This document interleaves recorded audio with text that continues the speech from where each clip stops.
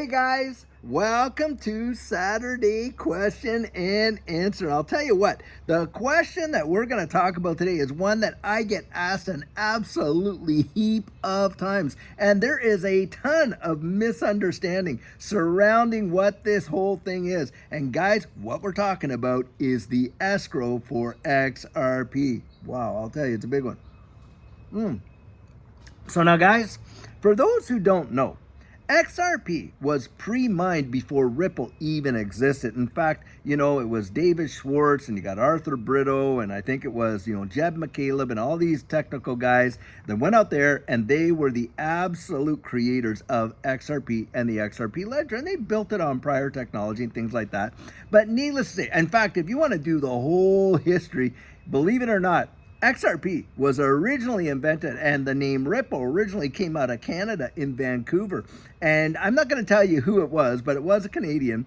And, Arthur Brito, David Schwartz, and that, they went and bought the base technology off of this guy. You go research it. It is something to truly look into because it's really an amazing story. But needless to say, XRP was pre-mined and they mined up 100 billion XRP, and that is the whole idea, for those who don't know, of how it was created. It was all done all at one shot. And the thing is this, a lot of people don't really even realize that Ripple, the XRP ledger and XRP is not even blockchain. In fact, it has a lot of attributes like blockchain, but it is not blockchain. It is, however, distributed ledger technology. There are a number of different types of distributed ledger technology, and the one that XRP ledger employs is a consensus algorithm, and it's the nodes that actually operate that that consensus algorithm. They come to a consensus on the agreement of transactions, and get this, guys, in the whole time, we're talking something like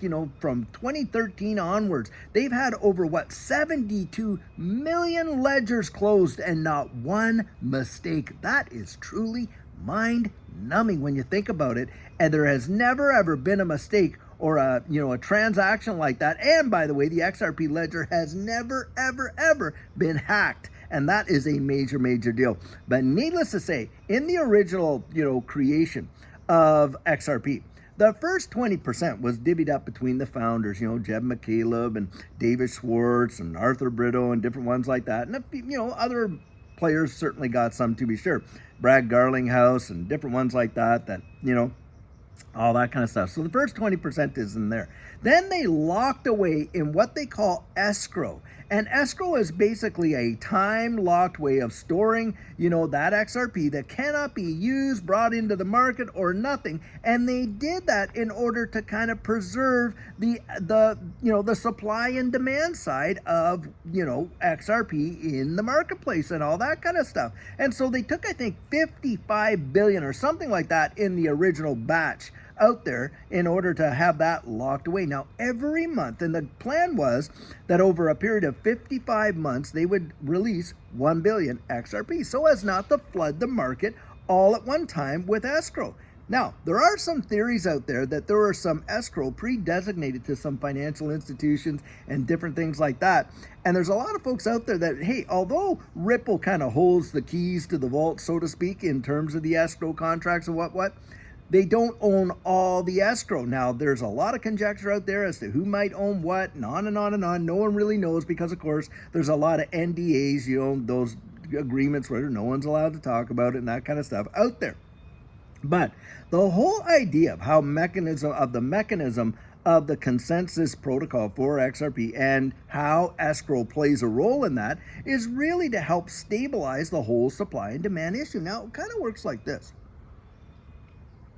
Now, every month you will see an article come out, certainly in Cointelegraph or whatever. People like to call it Cointelelie, because half the stuff you get out of some of these places, you can't even rely on as being genuine news. But needless to say, you're going to see an article basically at the beginning of every month saying, oh my goodness, Ripple has released 1 billion XRP. What's going to happen to the market? And blah, blah, blah. And sure enough, within a few days, about 800 or 700 of that billion get relocked up in escrow. And so really only 200 or 300 million XRP get released. But get this, guys, Ripple does not sell that XRP to the open market. In fact, Ripple has not sold any XRP to the open market since 2019. Where does that supply go? Well, guys, it goes to the on-demand liquidity partners, and now they're calling that Ripple Payment or something like that, Ripple Pay.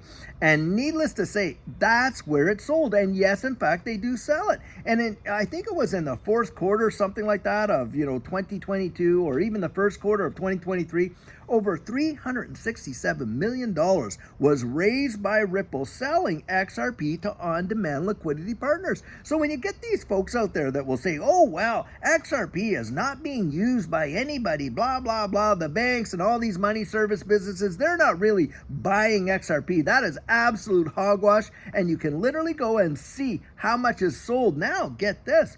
Ripple also leases XRP out, not to the tune of what they sell, but they certainly lease it, and these are revenue generators for them, along with, of course, going out there and earning capital by building up central bank digital currencies. Now, can you really fathom that? We're not just talking about selling, oh, well, here's a few disks, here's some this and that. We're going to sell you a software application or anything like that. No, guys, we're talking about the evolution of money, where Ripple is literally using the XRP ledger technology in private ledgers to develop central bank digital currencies and program right in there their monetary policy right into the monetary instrument. I mean, that is absolutely phenomenal. How many organizations do you know from a startup point had access to the International Monetary Fund, have people sitting on the board of the World Economic Forum, have, big time relationships with the Bank of International Settlements? And by the way, the Bank of International Settlements is the central bank of all central banks. In fact, they only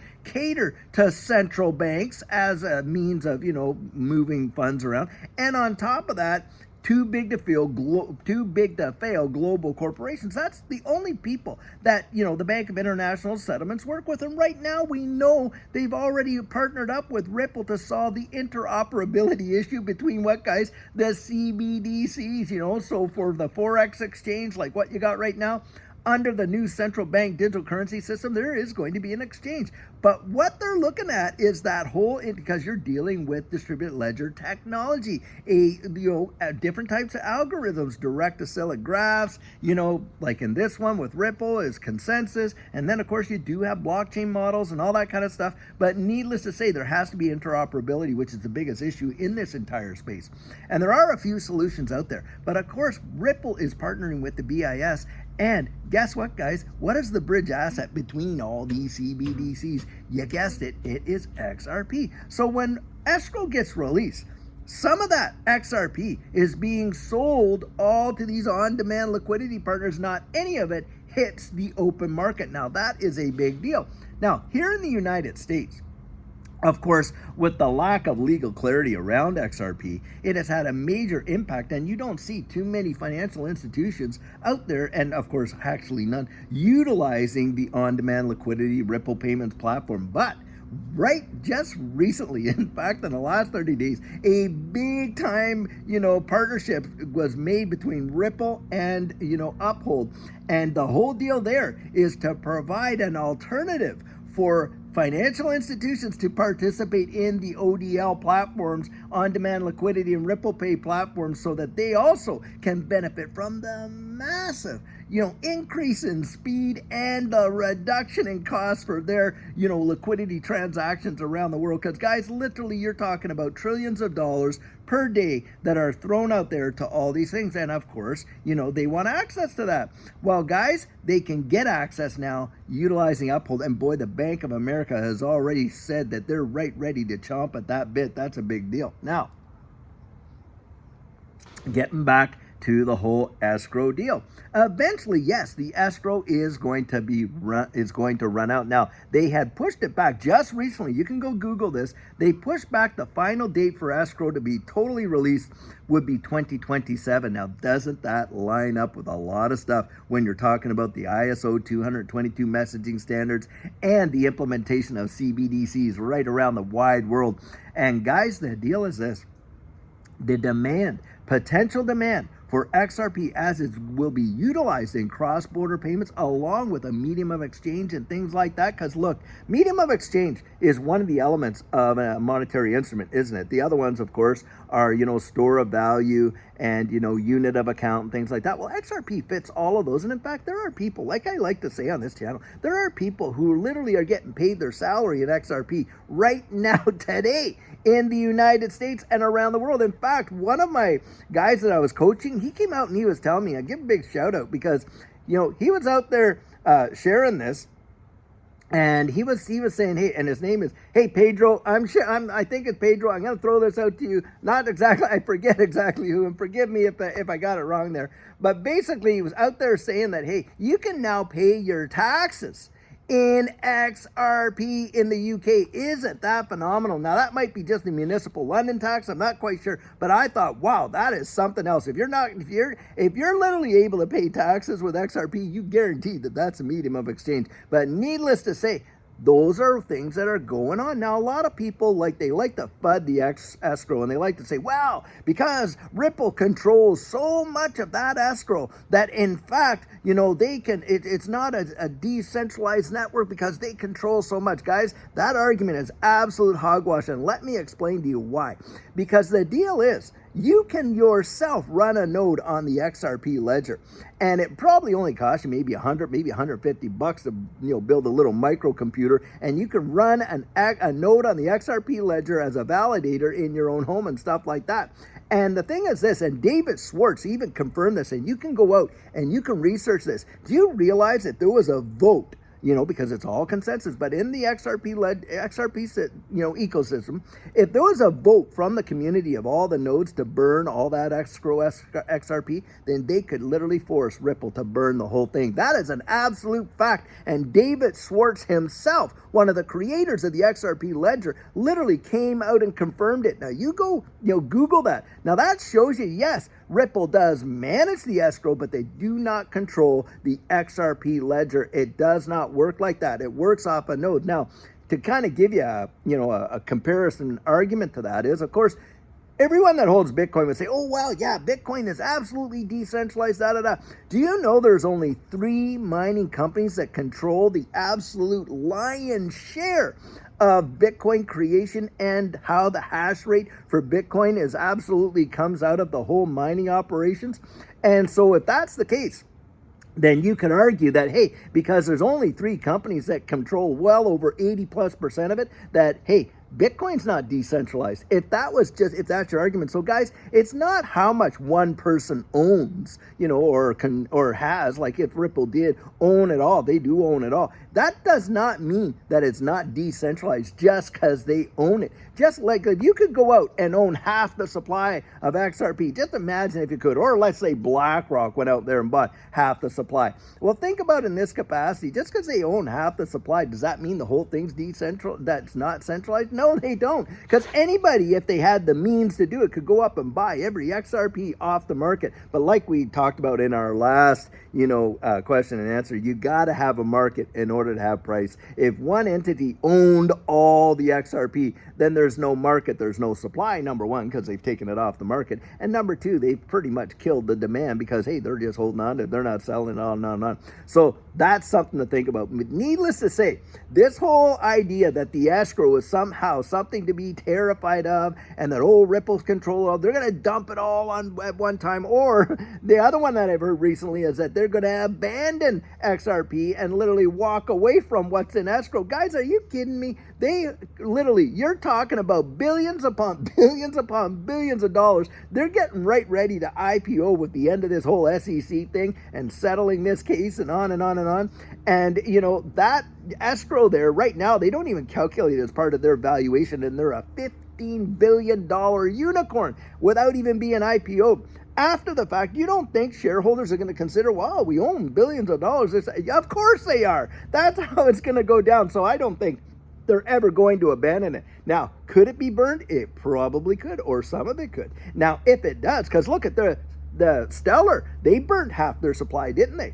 Well, because they started out with 100 billion as well, and they ended up, burning half of it.